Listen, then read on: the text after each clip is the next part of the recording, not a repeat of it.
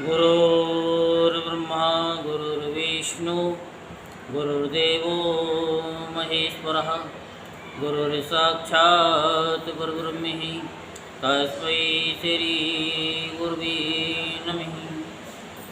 जय गणेश मंगलकरण मंगल में गुणधाम मंगल में मंगल करो गणपति कोटि प्रणाम। सुर बिन मिले ना सरस्वती गुरु बिन मिले न ज्ञान जल बिन हंसा नहीं मिले भक्ति बिना भगवान।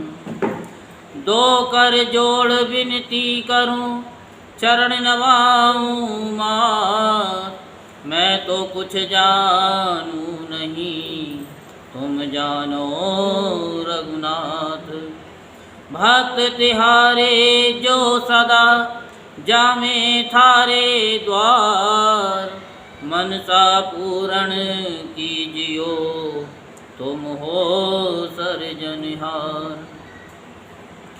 जैसी जिनकी भावना वैसा ही फल दे राम भक्त हनुमान से सदा करो स्नेह। अतुलित बलिधामं हेम शैलावदेहं धनुजवन कृतानं ज्ञानिनामग्रगण्यं सकलगुणनिधानं वानराणामुधीशं रघुपतिप्रियभक्तं वातजातं नमामि। बोलो श्री सत्यनारायण भगवान की जय।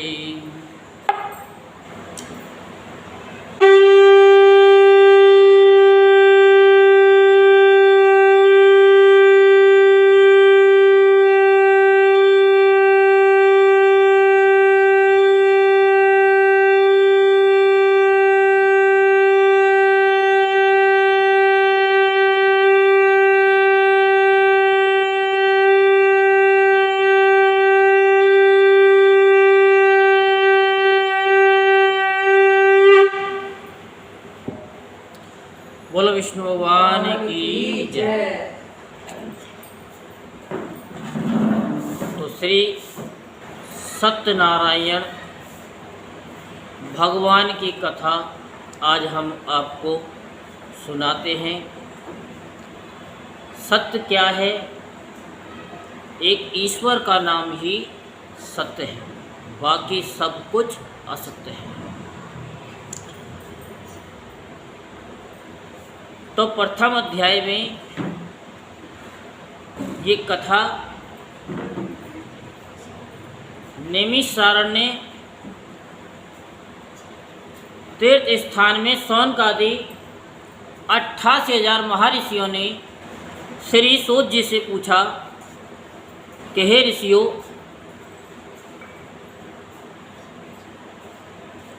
88,000 महर्षियों ने श्री सूत जी से पूछा कि हे प्रभु, घोर कलयुग में वेद विद्या रहित मनुष्यों को प्रभु भक्ति किस प्रकार मिलेगी और उनका उद्धार कैसे होगा। इसलिए मुनिश्रेष्ठ, कोई ऐसा व्रत तप कहिए जिससे थोड़े समय में मनवांछित फल मिले।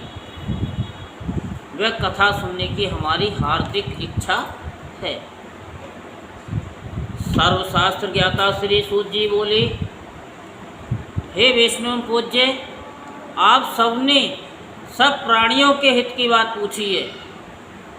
सारी दुनिया अपने लिए पूछती है, लेकिन आपने सब प्राणियों के लिए पूछा है। तो सर्वशास्त्र ज्ञाता श्री सूत जी बोले कि हे विष्णु में पूज्य, आप सबने सब प्राणियों के हित की बात पूछी है। अब मैं उस श्रेष्ठ व्रत को आप लोगों से कहूँगा जिस व्रत को नारद जी ने लक्ष्मी नारायण भगवान से पूछा था और श्री लक्ष्मीपति ने मुनिश्रेष्ठ नारद जी से कहा था, सो आप ध्यानपूर्वक सुनिए। एक समय योगी राज नारद जी दूसरों के हित की इच्छा से अनेक लोकों में भ्रमण करते हुए घूमते घामते मृत्युलोक में आ गए। यहाँ हम सब जो बैठे हुए हैं, ये कौन सा लोक है? ये मृत्युलोक है। इसी मृत्युलोक में नारद जी नारायण नारायण नारायण करते हुए आ गए। तो नारद जी ने क्या देखा? यहाँ पर प्रत्येक प्राणी अपने अपने कर्म के द्वारा दुखी है, लेकिन अपने दुखों का कारण वो दूसरों को बताता है कि इसने दुख दिया, उसने दुख दिया, मेरे बेटे ने मुझे दुख दिया, मेरी पत्नी ने मुझे बहुत दुख दिया, मेरे पड़ोसियों ने मुझे बहुत दुख दिया। लेकिन कभी उसने अपने मन को नहीं देखा, कि जिसमें कहते हैं कि मेरा मन दर्पण कहलाए। क्योंकि किसान खेत में जैसा बीज बोता है वैसी वो फसल काटता है। ऐसा तो नहीं कि गेहूँ बोएगा तो मिर्च उग जाएगी, ऐसा तो कभी हमने भी नहीं सुना और आप लोगों ने भी नहीं सुना होगा। तो नारद जी ने क्या देखा कि प्रत्येक प्राणी अपने अपने कर्म के द्वारा दुखी है। तो नारद जी ने प्रत्येक प्राणियों से पूछा, सब ने अपने अपने दुखों का वृत्तांत विस्तार पूर्वक उनको बताया। जब संत महात्मा ब्राह्मण देवता किसी से मिलते हैं तो सब अपने मन की बात विस्तार पूर्वक बताते हैं। तो नारद जी ने देखा कि चलो ये तो मनुष्य हैं, इनसे ऊपर भी उठ करके कुछ संत महात्मा भी हैं। उनके पास में गए तो उन्होंने भी कहा कि हम बहुत दुखी हैं। किन से दुखी हैं? अपने शिष्यों से बड़े दुखी हैं। फिर उनसे ऊंचे संतों के पास में गए तो उन संतों में फिर नानक जी के पास भी गए। तो नानक जी ने कहा कि नानक दुखिया सब संसार, इस संसार में कोई सुखी नहीं है। मनुष्य सोचता है कि मैं दुखी हूँ, मेरा पड़ोसी बहुत सुखी है। पड़ोसी सोचता है कि ये कोठी वाले बड़े सुखी हैं। बहुत से सोचते हैं कि सरकारी नौकरी वाले बड़े सुखी हैं। बहुत से सोचते हैं कि सीएम बड़ा सुखी है। बहुत से सोचते हैं कि प्रधानमंत्री बड़ा सुखी है, लेकिन सुखी कोई भी नहीं है। तो नारद जी ने देखा कि यहाँ पर कोई भी सुखी नहीं है। इस मृत्युलोक में कोई तन दुखी, कोई मन दुखी, कोई धनविद रहत उदास, और थोड़े थोड़े सभी दुखी, सुखी राम के दास। जब तक हम भगवान की कथा श्रवण करते हैं, जब तक हम भगवान का कीर्तन करते हैं, तब तक हमें उस सुख का अनुभव होता है। उससे जैसे ही हम हटते हैं कि हमारे पाप हमको घेर लेते हैं और फिर उस माया में हम पड़ जाते हैं। तो ऐसे ही नारद जी ने एक बार विष्णु भगवान से कहा कि हम आपकी माया को देखना चाहते हैं। विष्णु भगवान ने कहा कि अब माया बड़ी विचित्र है, आप मत देखिए, बड़ी विचित्र है, आप मत देखिए। कि नहीं भगवान, हम आपकी माया को देखना चाहते हैं। तो विष्णु भगवान नारद जी को ले करके एक वृक्ष के नीचे बैठ गए और कहा कि तुम नारायण नारायण का भजन करो। तो नारद जी वहाँ भजन कर रहे हैं कि श्रीमन नारायण श्रीमन नारायण श्रीमन नारायण नारायण नारायण नारायण श्रीमन्नारायण श्रीमन्नारायण श्रीमन्नारायण। तो ऐसे भजन गाते गाते उनकी आंखें बंद हो गई, क्योंकि जब भगवान का भजन होता है तो ऑटोमेटिक आंख बंद हो जाती है। तो जब भगवान की कथा में आंखें बंद हो जाती हैं, भजन में बंद हो जाती हैं, तो भगवान में मन लग जाता है, और कहीं आंख लग जाए तो फिर झगड़ा भी हो जाता है। होता है कि नहीं होता? तो ऐसे ही जैसे ही भजन में आंखें बंद करी कि विष्णु भगवान जी अंतर ध्यान हो गए, और आँख खुलते के साथ ही नारद जी ने देखा कि विष्णु भगवान तो है नहीं, कि कहाँ चले गए भगवान। और उन्हें ढूंढने के लिए चल दिए, नगरी नगरी बस्ती बस्ती ढूंढ रहे नारद जी के नारायण नारायण कहाँ चले गए। वहाँ एक सुंदरी दिखाई दी, यानी एक सुंदर स्त्री दिखाई दी। तो नारद जी का मन उनमें कर आया कि जिसे मैं शादी करूं। अब शादी भी हो गई, बच्चे भी हो गए। माया का प्रभाव है, हुआ कुछ नहीं था, लेकिन माया का प्रभाव, शादी भी हो गई। फिर उनको बताया गया कि हम दो हमारे दो, आज के करते नहीं, हम दो हमारे दो। लेकिन नारद जी कुछ दूसरे तरीके के थे। उन्होंने कहा कि हम दो हमारे गिन लो, हम दो हमारे गिन लो, तुम ही गिनो। अब एक समय की बात है, नारद जी अपने पत्नी और बच्चों के साथ में नदी पार करके जाना चाहते थे। तो उन्होंने क्या काम किया, अपने बच्चों को एक को इधर कंधे पे बिठाया, एक को इधर कंधे पे बिठाया, एक को इधर गोदी में ले लिया, एक को इधर गोदी में ले लिया। कुछ उसकी पत्नी ने भी ऐसे किया, और साथ में पत्नी से कहा कि मेरे हाथ में हाथ डाल ले, क्योंकि जो पानी का बहाव है तो वो जो थोड़ा सा कम लगेगा और हम पार भी हो जाएंगे, हम बहने के भी नहीं। लेकिन जैसे ही नदी का भाव आया तेज, थोड़े से दिल हिलने डुलने लगे कि इधर वाला नीचे गया। अब इसको जैसे ही पकड़ने कोई झुके तो इधर वाला भी गया। अब उसको पकड़ा नहीं कि जब तक इधर वाला और इधर वाला सरक गए। अब ये सरके तो पत्नी भी सरक ली, उनका भी हाथ छूट गया। अब तो नारद जी चिल्लाने लगे कि हाय मेरे बच्चे, हाय मेरी पत्नी, हाय मेरे बच्चे, हाय मेरी पत्नी। अब तो बिल्कुल एकदम व्याकुल हो गए, इतने व्याकुल हो गए, चीखने लगे, इतने चीखने लगे, इतने चीखने लगे, इतने चीखने लगे कि हम आपको क्या बताएं।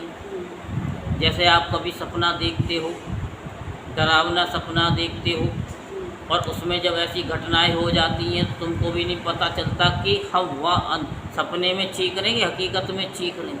तो आपके बच्चे बताते हैं कि क्या हुआ माता जी, क्या हुआ पापा जी, आप क्यों चीख रहे हो।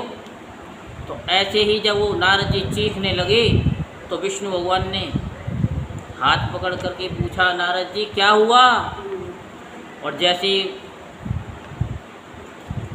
होश में आए तो वहाँ कुछ नहीं था, वहाँ कुछ भी नहीं था।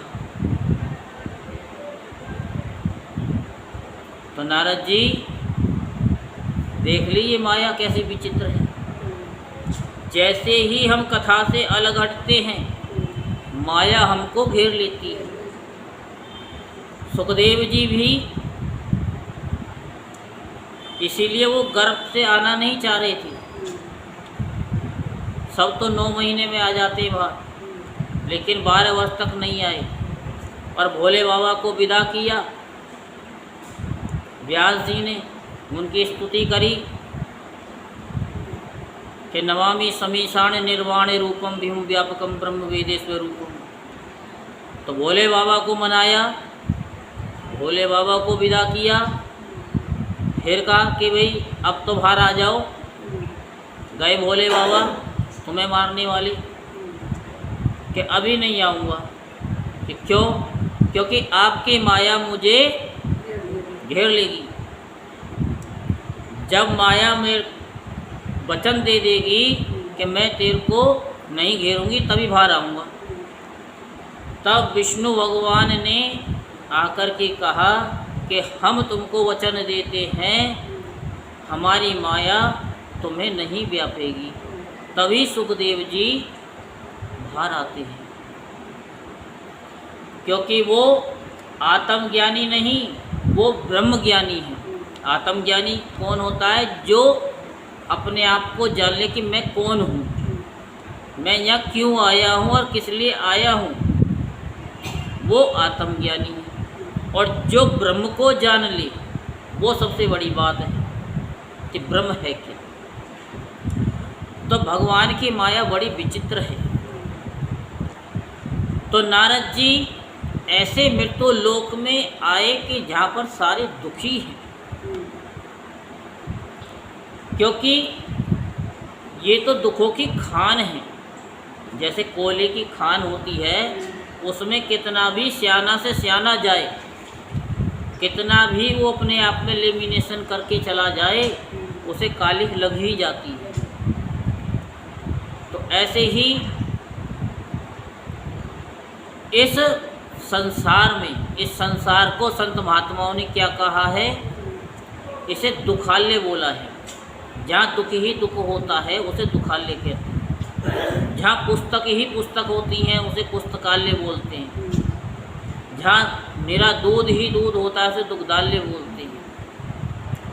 तो ऐसे नारद जी मृत्युलोक में आए, वहाँ देखा कि सब दुखी हैं, सब दुखी हैं। तो नारद जी कौन है? संत शिरोमणि, संतों के भी संत हैं।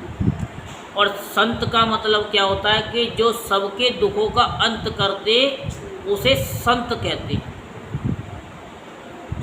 संत की परिभाषा है कि जो सबके दुखों का अंत कर दे, उसे संत कहते हैं। ये नहीं कि इनका दुख सुना, रो करके और हंस करके इनको सुना दिया, वो तो ऐसे कह रही थी। तो ये क्या कौन हुए? असंत हुए, दुष्ट लोग हुए। तो नारद जी संत शिरोमणि हैं। तो नारद जी मन में विचार करने लगे, इन मनुष्यों के दुखों का नाश किस प्रकार से होगा। ऐसा मन में विचार कर नारद जी विष्णु लोक को जाते हैं। क्यों जाते हैं? उसका कारण है, ब्रह्मा जी सृष्टि के रचने वाले हैं, ये जानना उनके पास गए। पालन करता है कौन? विष्णु भगवान। इसलिए नारद जी वहाँ विष्णु भगवान के पास जाते हैं। और संहार शक्ति है शंकर में, ये जानना उनके पास गए। पालन करता है विष्णु, इसीलिए ध्यान सदा शिव का करते हैं।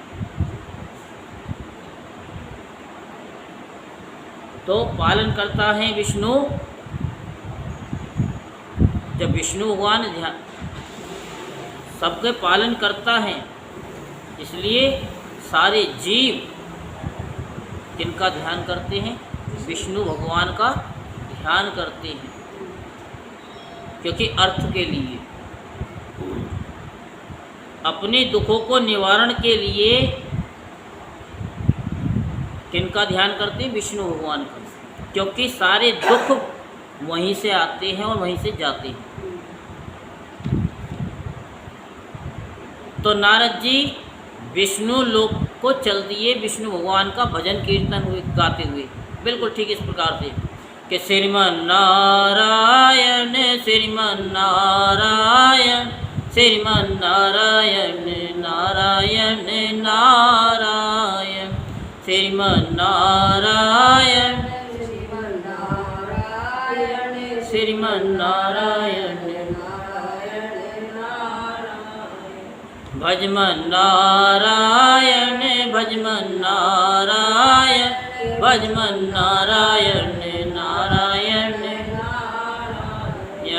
भजमन नारायण भजमन नारायण भजमन नारायण नारायण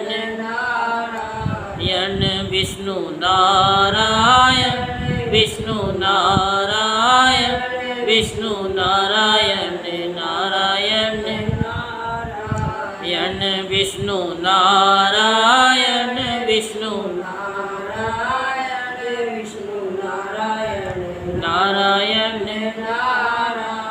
तो नारद जी ऐसे भजन गाते हुए मृत्युलोक से विष्णु लोक में पहुंच जाते हैं। बिल्कुल ठीक इस प्रकार से मृत्युलोक में धरकर हरि का ध्यान नारद जी पहुँचे वहाँ जहाँ विष्णु भगवान। तो उन्होंने ध्यान किया विष्णु भगवान का, ध्यान करते के साथ ही विष्णु लोक में पहुँच जाते हैं। और वहाँ क्या देखते हैं कि श्वेत वर्ण और 4 भुजाओं वाले देवों के ईश नारायण, जिनके हाथों में शंख चक्र गदा और पद्म थे तथा वनमाला पहने हुए थे, नारद जी देख करके हाथ जोड़ करके स्तुति करने लगे कि हे भगवान, आप अत्यंत शक्ति से संपन्न हैं, मन तथा वाणी भी आपको नहीं पा सकती, आपका आदि मध्य और अंत नहीं है, आप निर्गुण सृष्टि के आदिभूति वे भक्तों के दुखों को नष्ट करने वाले हो, आपको मेरा नमस्कार है। तो नारद जी से इस प्रकार की स्तुति सुनकर विष्णु भगवान बोले कि Narad ji, for what have you come to me, तुम मेरे पास किस लिए आए हो, निसंकोच होकर के कहिए। तब नारद जी बोले कि भगवान, मैं अनेक लोकों में भ्रमण करता हुआ मृत्यु लोक में गया, वहाँ मैंने अनेक मनुष्यों को जो अनेक योनियों में पैदा हुए हैं, अपने अपने कर्मों के द्वारा अनेकों प्रकार के दुखों से दुखी हो रहे हैं। हे नाथ, आप मुझ पर जरा सी भी दया रखते हो तो बतलाइए कि उन मनुष्यों के दुखों का नाश किस प्रकार से होगा। विष्णु भगवान बोले, नारद जी, मनुष्यों की भलाई के लिए तुमने ये बहुत ही अच्छी बात पूछी है। जिस काम के करने से मनुष्य मोह से छूट जाता है, वह मैं तुमसे कहता हूँ, ध्यान से सुनो। बहुत पुण्य का देने वाला स्वर्ग और मृत्युलोक दोनों में दुर्लभ सत्यनारायण भगवान का व्रत है। ये बहुत ही दुर्लभ व्रत है, इसे हर एक कोई नहीं कर सकता। अगर एक दिन सत्य बोल दे तो 1 साल का बैलेंस बिगड़ जाएगा घर गृहस्थी वालों, क्योंकि सत्य बोलने के लिए 4 वेद, 6 शास्त्र, 18 पुराण बनाई गई हैं, और झूठ बोलने के लिए कोई भी ग्रंथ नहीं बनाया गया। वहाँ कोई क्लास भी नहीं लगती है कि झूठ बोलने की ये क्लास है, चोरी करने की ये क्लास है, गूगल करके देख लेना। लेकिन फिर भी लोग झूठ बोलते हैं।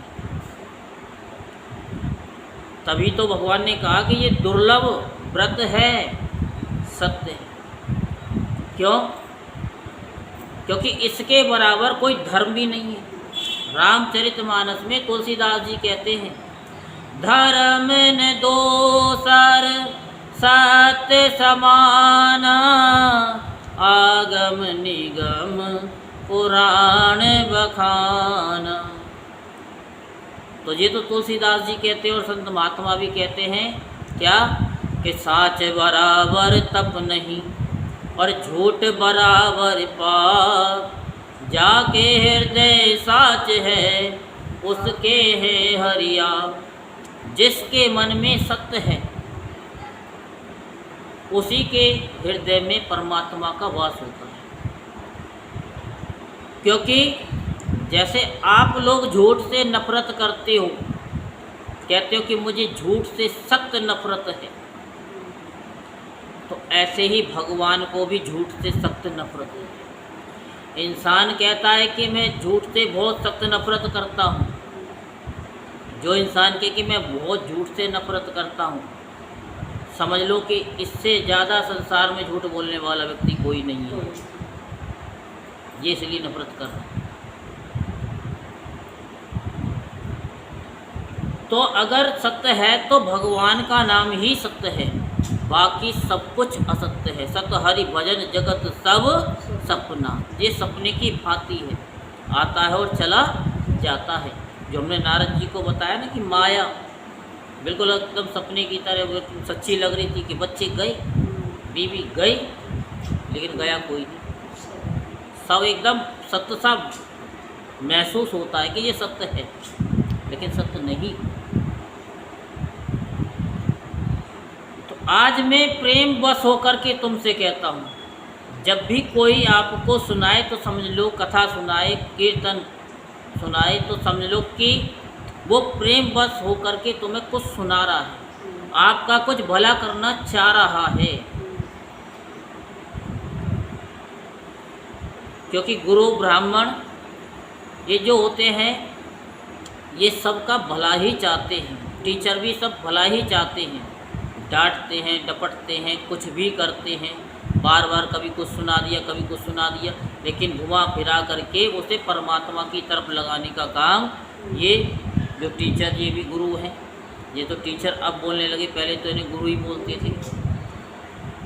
ठीक है,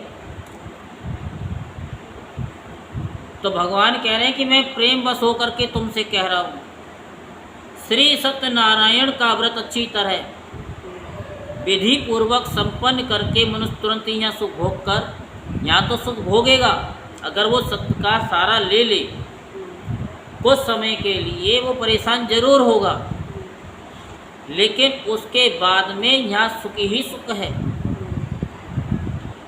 फिर उसे मोक्ष की प्राप्ति हो ही जाती है। क्योंकि सत्य परेशान हो सकता है लेकिन पराजित कभी नहीं होता। तो श्री विष्णु भगवान के वचन सुनकर नारद जी बोले, उस व्रत का क्या फल है, क्या विधान है, और किसने ये व्रत किया है, और ये किस दिन करना चाहिए, विस्तार पूर्वक कहिए। भगवान इसको विस्तार पूर्वक ही बताएं, जो हमारी समझ में आ जाए। आप विस्तार से बताओगे, हम महाविस्तार से बताएंगे, क्योंकि हम संत महात्मा हैं। और संत महात्मा क्या होते हैं कि छोटी चीज़ को बड़ी कर देते हैं और बड़ी चीज़ को भी छोटी कर देते हैं, उन्हीं को संत बोलते हैं। भगवान बोले, नारद जी, दुख और शोक आदि को दूर करने वाला, केवल एक कथा से ही दुख दूर हो जाते हैं। ये नहीं कि दुख काटो, तो दुख काटो की जगह पे ना वो दुखी दुख चले जाते हैं। शोक आदि को दूर करने वाला, धन धान्य को बढ़ाने वाला, सौभाग्य तथा संतान को देने वाला, सभी स्थानों पर विजय करने वाला, भक्ति और श्रद्धा के साथ किसी भी दिन किसी भी समय ब्राह्मणों के साथ में धर्म पारायण होकर के पूजा करें। भक्ति भाव से, क्या, किस भाव से, भक्ति भाव से, भाव होना चाहिए। जैसे हर चीज़ का भाव पूछते हो ना कि ये भाई टमाटर किस भाव दिए हैं, भिंडी क्या भाव दिए हैं, तो भाव भाव बोलते हैं। तो ऐसे ही भक्ति भाव होता है। तो भगवान उस भाव को देखते हैं। उसमें भाव ये होना चाहिए कि मेरा मुझ में कुछ नहीं, जो कुछ है सो तोर और तेरा तुझको सौंप दिया, क्या लागत है मेरा कुछ भी नहीं लगता। ये सब कुछ प्रभु आपका ही दिया हुआ है। और वास्तव में ये परमात्मा से प्रकृति और प्रकृति से हम हैं। प्रकृति ना हो, प्रकृति चेंज होती है तभी तो फल फ्रूट वैसे ही हमको क्या मिलती है, ये तरकारी बोलते हैं, सब्जी बोलते हैं। तो ये सब प्रकृति की ही देन है। भिंडी कभी नहीं कहती कि मैं इस भाव में हूँ। जिसने तोड़ा है, जिसने उसको बोया है, वो उसका मालिक बन गया। अब वो किसी भी भाव में दे, उसकी मर्जी। लेकिन सब कुछ भगवान जो भी देते हैं वो निष्काम होकर के देते हैं, कभी उससे कोई कीमत वसूलते नहीं। क्या सूर्य भगवान जब निकलते हैं तो आपके यहाँ बिल भेजते हैं? कभी नहीं भेजते। पृथ्वी जो है आपको अन्न देती है तो क्या वो आपके यहाँ बिल भेजती है? कभी बिल नहीं भेजती कि मैं तुम्हें अन्न दे रही हूँ, जल दे रही हूँ, हैं, तो तुम हमारा बिल दे दो। लेकिन लोगों ने, सरकारों ने बिल भेजने शुरू कर दिए। तो क्या है भैया, वो तो भेजेंगे, क्योंकि वो जब उत्पन्न करा रहे हैं हम तुम लोगों से, तो वो तो बिल भेजेंगे, क्योंकि बिल लेंगे तभी तो वो आप लोगों को सैलरी देंगे। तो हम क्या सुना रहे थे आपको, हैं? हाँ, वो थोड़ी सुना रहे, हम तो वो सुना रहे हैं कि भगवान को भक्ति भाव से सब कुछ अर्पण कर दें। ये तो सुना रहे थे। सिर्फ भाव बता रहे हम कि भाव ये है। नारद जी तो पहुंच चुके कब के। क्योंकि आप ध्यान रखो, हमारा भरोसा नहीं हम कहाँ से कथा को कहाँ ले जाएं, हमको याद खुद नहीं रहता।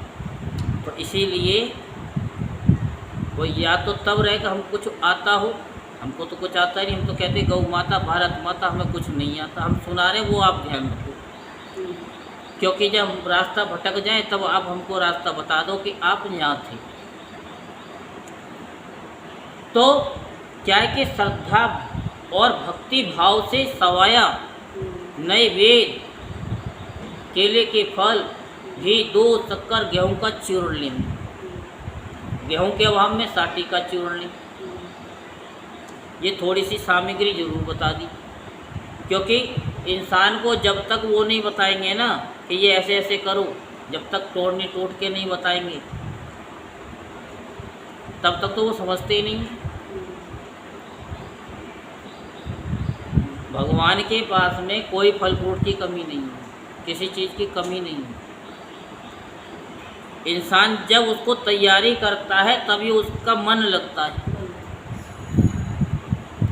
और नहीं तो सीधी सी बात है, जो तुम खा रहे हो उसी को कहो कि हम भगवान आपको भोजन करा रहे हैं, क्योंकि इस शरीर में भी तो परमात्मा ही बैठा है। ये भाव लेके तो आओ। हम जो वस्त्र पहन रहे हैं उसमें भी ये भाव लाओ, प्रभु हम आपको वस्त्र पहना रहे हैं। भाव है बस ये। तो कुल मिलाकर के भक्ति भाव से जो भी प्रभु को अर्पण करो कि प्रभु ये सब कुछ आपका है, इसमें मेरा कुछ भी नहीं है। इस तरीके से भावपूर्ण होकर के परमात्मा को अर्पण करें। और भाई बंधुओं के साथ क्या करें, शाम के समय भोजन करें। तो इस तरह से कलयुग में इससे सरल कोई उपाय नहीं। कुछ रह तो नहीं गया है? रह गया हो तो बताओ। तो यहीं पर पहला अध्याय कर दें संपूर्ण। चलो आज जल्दी कर देते हैं। बोलो श्री सत्यनारायण भगवान की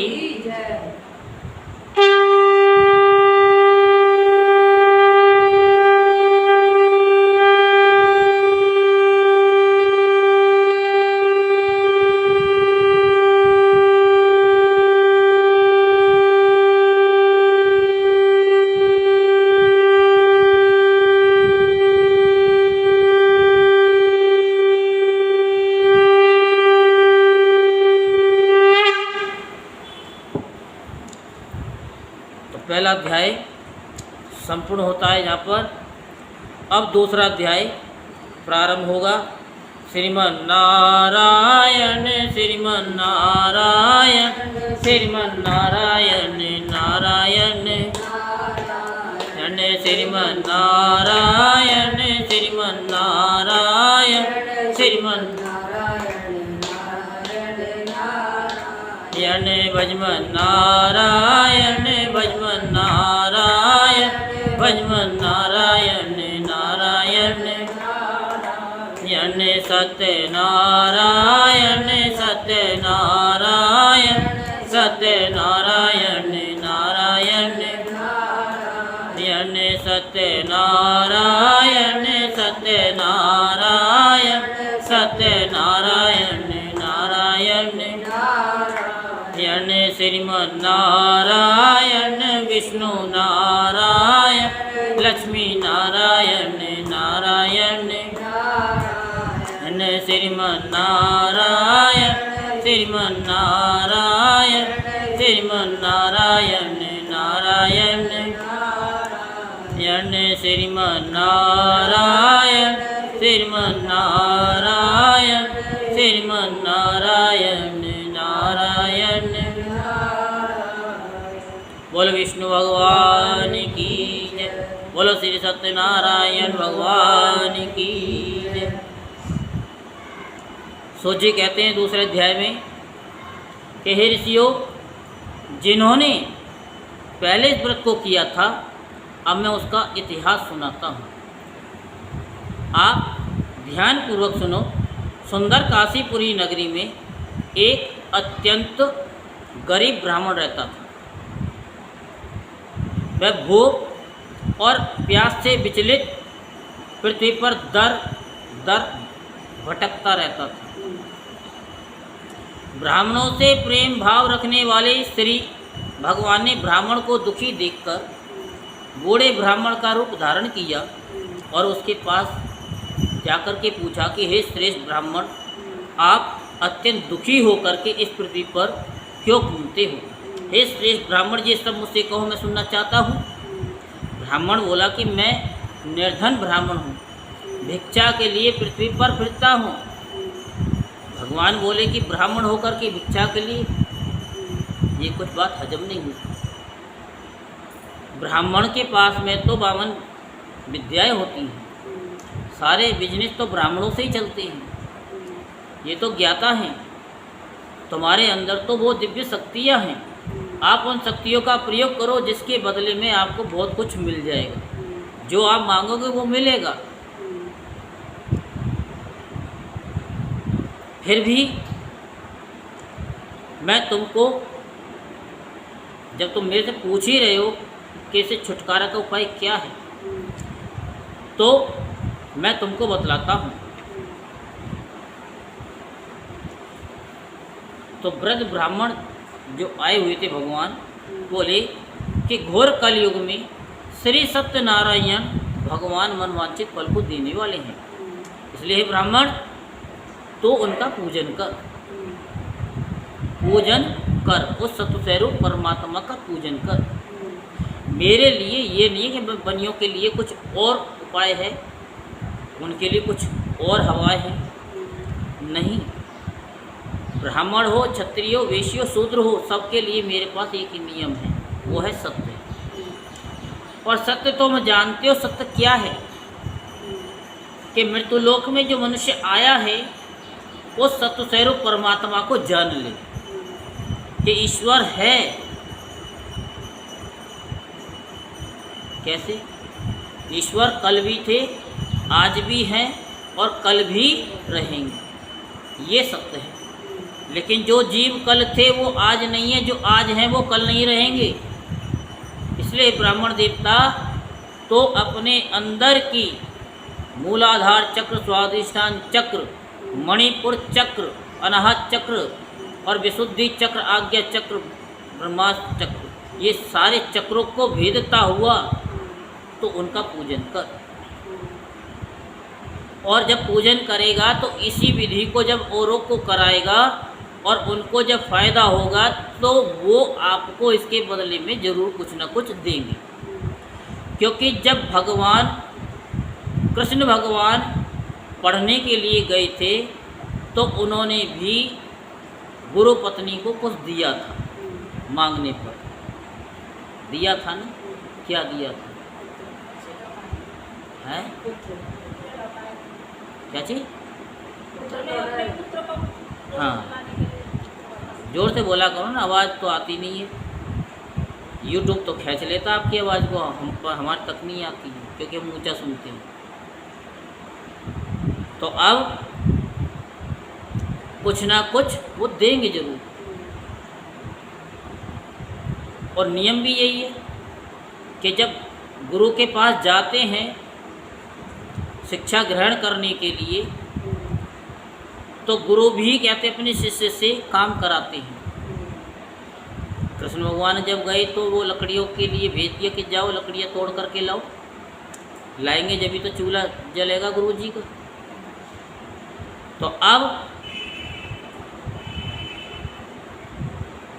उन्होंने कहा कि उस क्रिया को करो, उस सत्स्वरूप परमात्मा का पूजन करो, उन्हें पूजो। जब तुम ही नहीं पूजोगे तो सामने वाला क्यों पूजेगा? तो भगवान ने कहा कि इसके करने से सब तुम दुखों से मुक्त हो जाओगे। तो ब्राह्मण को सारा विधान बतलाकर बूढ़े ब्राह्मण का रूप धारण करने वाले श्री सत्यनारायण भगवान अंतर्ध्यान हो गए। अब उस ब्राह्मण ने सोचा कि मैं इस व्रत को अवश्य ही करूँगा। ये निश्चय करने पर उस ब्राह्मण को रात में नींद भी नहीं आई, क्योंकि योगी लोग, जो धार्मिक लोग होते हैं, वही रात को जगा करते हैं। जो अपने सपनों को पूरा करना चाहते हैं वो रात भर जगते हैं, और नहीं तो वो दिन में भी सोते हैं और रात में भी सोते हैं, और सोते सोते वो सारे सपने देख लेते हैं। मुंगेरी लाल के हसीन सपने, मुंगेरी लाल के हसीन सपने। तो जब हम पढ़ते थे, छोटे थे, तब वो कोई नाटक चलता होगा तो गुरुजी कहते थे कि ये जब किसी बच्चे की समझ में नहीं आता था ना कि तुम तो मुंगेरी लाल के हसीन सपने वाली बात करते हो। अब हमने तो देखा नहीं नाटक, ना हमें पता, लेकिन हाँ उस कहावत को हमें ज़रूर हमारे दिमाग में बैठ गई, क्योंकि रोज़ाना वो इसी सब बात को कहते थे। जिसकी किसी की समझ में नहीं आया कि भाई सो रहा था, मुंगेरी लाल के हसीन सपने देख रहा था, हैं। तो क्योंकि कुछ लोग होते हैं सपने बड़े बड़े देख लेते, करना तो उनको कुछ होता नहीं। और कोई कहावत थी, अब वो कहावत को सुनाऊंगा तो फिर समय हो जाएगा आप लोगों का, लेकिन शॉर्टकट में बता देता हूँ। एक व्यक्ति ने सोचा कि मैं जो है इस मिट्टी को 4 रुपये में बेचूंगा, उससे 4 रुपये मिलेंगे तो उससे मुर्गी खरीदूंगा, मुर्गी के फिर बच्चे होंगे तो उस बच्चों को मैं बच्चे बड़े हो जाएंगे तो फिर मैं उनको बेच करके आऊँगा, उनसे पता नहीं कितनी मुर्गियाँ बन जाएंगी और मेरा मुर्गी फार्म हाउस बन जाएगा, और जो है मैं इतना करोड़पति, इतना लखपति हो जाऊँगा। और इस तरीके से वो सोच रहा था। अब वो सोचता सोचता वो जा रहा था,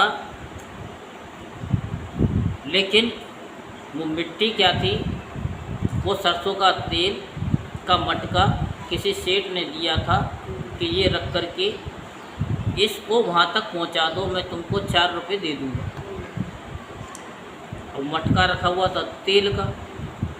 अब ऐसे ऐसे जा रहा था, आगे सामने गटर पड़ा, थोड़ा सा खुला हुआ था, वो पैर उसमें गया मटकी और आगे को गई फूट और वो गया गटर में। अब सेठ जी कह रहे अरे तेल तो हमारा तेल का नुकसान कर दिया।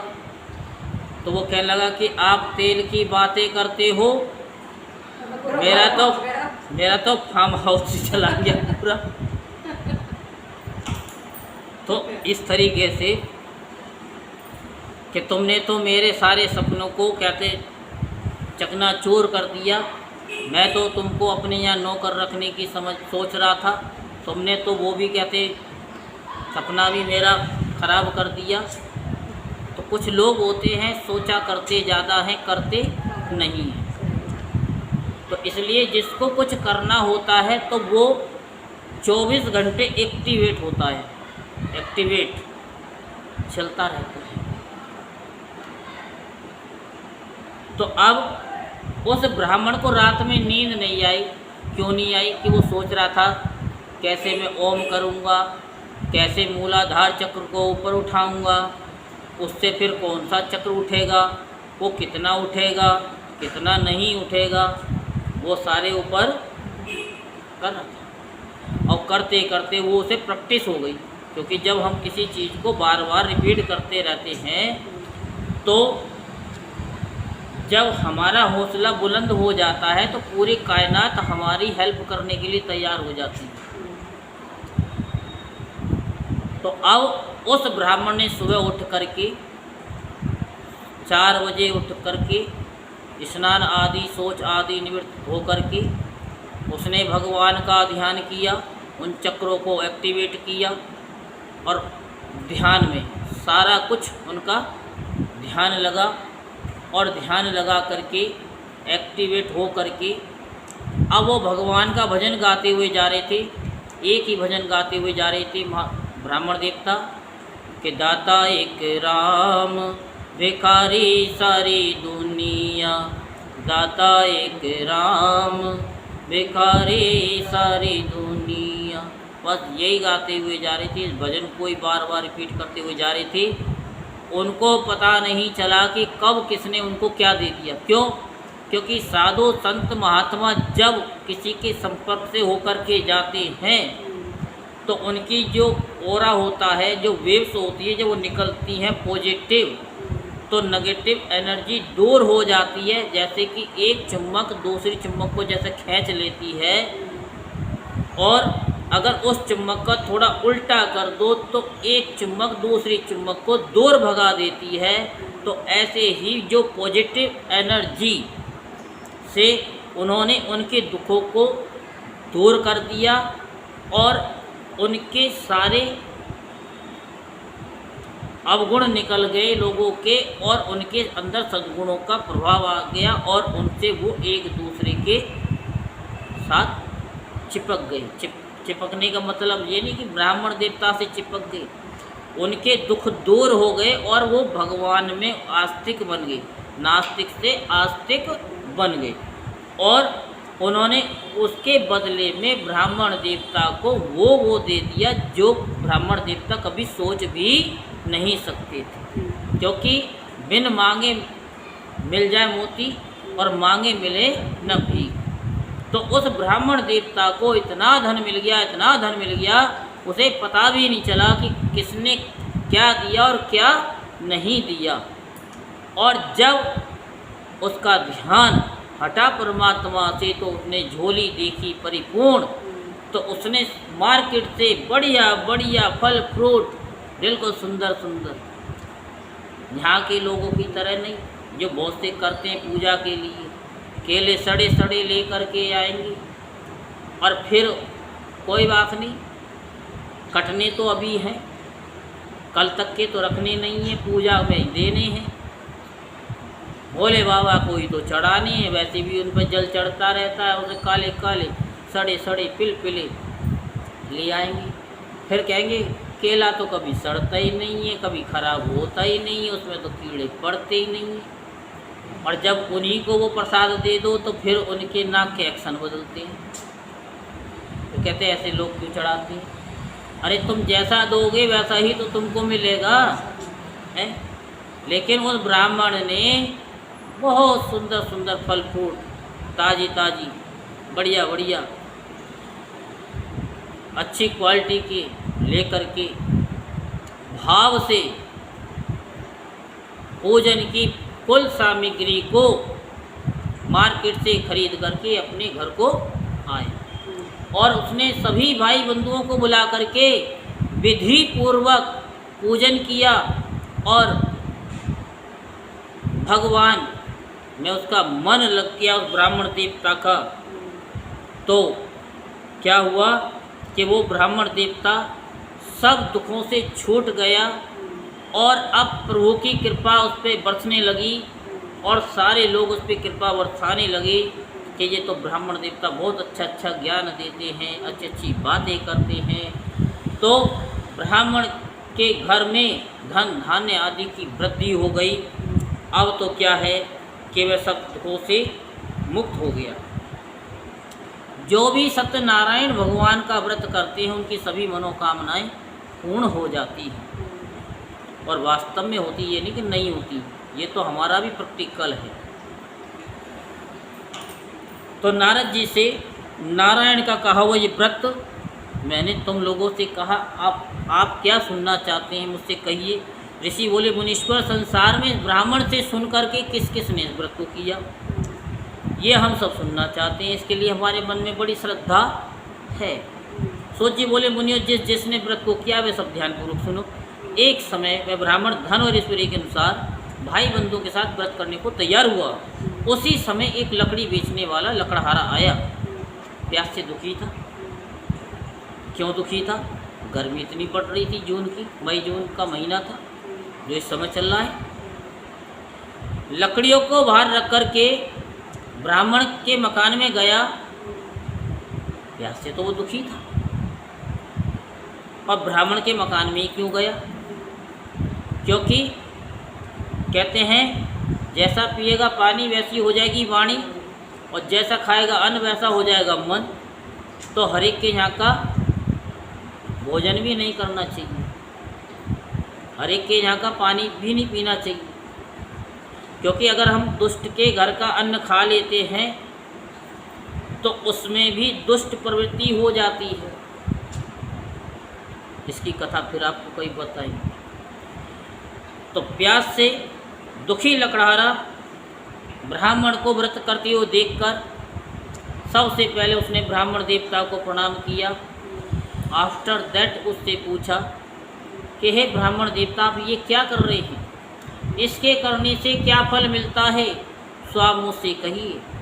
ब्राह्मण ने कहा कि सब मनोकामनाओं को पूर्ण करने वाला ये श्री सत्यनारायण भगवान का व्रत है। इन्हीं की कृपा से मेरे यहाँ धन धान्य आदि की वृद्धि हुई है। ब्राह्मण से इस व्रत के बारे में जानकर लकड़हारा बहुत ही प्रसन्न हुआ। चरणामृत ले प्रसाद खाने के बाद अपने घर को गया। लकड़हारे ने मन में इस प्रकार का संकल्प किया कि आज लकड़ी बेचने से जो भी धन मुझे मिलेगा उसी से मैं श्री सत्यनारायण भगवान का व्रत करूँगा। ऐसा मन में विचार कर लकड़ियों को सिर पर रखकर वह ऐसे सुंदर नगर में चला गया जहाँ पर धनवान लोग रहते थे। भगवान ने कहा कि बड़ा मूर्ख बंदा है, मेरे व्रत का संकल्प किया है और धनवान नगर में पहुँच गया है। वो तो इसको कुछ देंगे भी नहीं, क्योंकि जितने भी धनवान लोग हैं मक्खी चूस हैं हकीकत में, क्योंकि ये बड़े बनते ही हैं गरीबों का खून चूस चूस करके। चमड़ी चली जाए लेकिन दबड़ी नहीं जाए। आप लोग तो जो मिडिल क्लास वाले हैं वो सब्जी बिल्कुल साफ शुद्ध लेंगे। कभी आप अमीरों के पास देखो, कोठी वालों के टमाटर भी पिलपिले लेंगे वो, कोई बात नहीं है। ये 10 रुपये किलो वाले हैं और एक 40 रुपये किलो वाले को, ये 40 वाले छोड़ दो तो 10 रुपये किलो वाले दे दे कि काढ़े कोई बात नहीं, हम चक्कू से काट के फेंक देंगे। तो भगवान ने अपनी कृपा की और वो लकड़ी चंदन की कर दी। तब जा कर के उन लकड़ियों का दाम पहले दिनों से कितना मिला? 4 गुना मिला, 4 गुना मिलता है जब भगवान कृपा कर देते हैं। तो उस रोज़ उसे उन लकड़ियों का दाम कितना मिला? 4 गुना मिला। तो बहुत ही प्रसन्न हुआ और मार्केट में गया, सारी सामग्री को खरीद करके आया पूजा की, और विधि पूर्वक सभी भाई बंधु के साथ उसने श्री सत्यनारायण भगवान का पूजन व्रत किया। और अब तो सत्यनारायण भगवान की कृपा से वह लकड़हारा धन पुत्र आदि से युक्त हो गया और संसार के समस्त सुख भोगता हुआ अंत में वैकुंठ लोक को चला गया। यहीं पर दूसरा अध्याय संपूर्ण होता है। बोलो श्री सत्यनारायण भगवान की जय।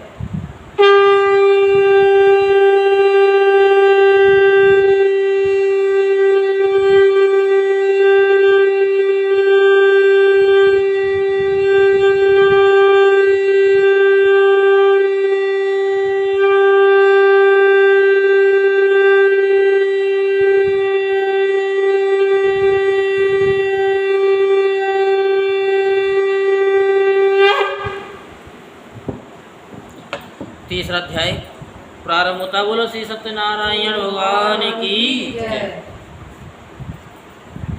सूत जी बोले, हे श्रेष्ठ मुनियों, अब आगे की कथा कहता हूँ, सो आप ध्यान पूर्वक सुनिए।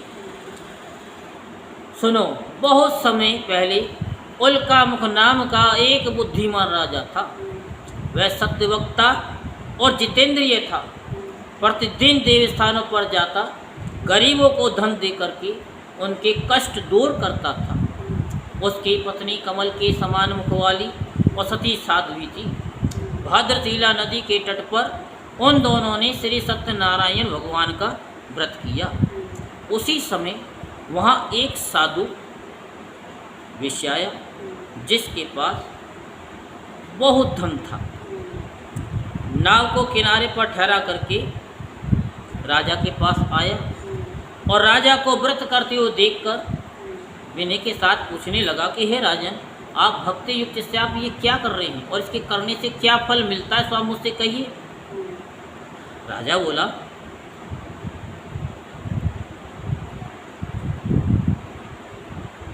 कि पुत्र आदि की प्राप्ति के लिए ये महाशक्तिमान श्री सत्यनारायण भगवान का व्रत में पूजन कर रहा हूँ। साधु बोला, पुत्र की प्राप्ति के लिए ये व्रत पुत्र भी दे सकता है? उनका कि हाँ बिल्कुल, क्यों नहीं दे सकता, वाई नॉट। तो अब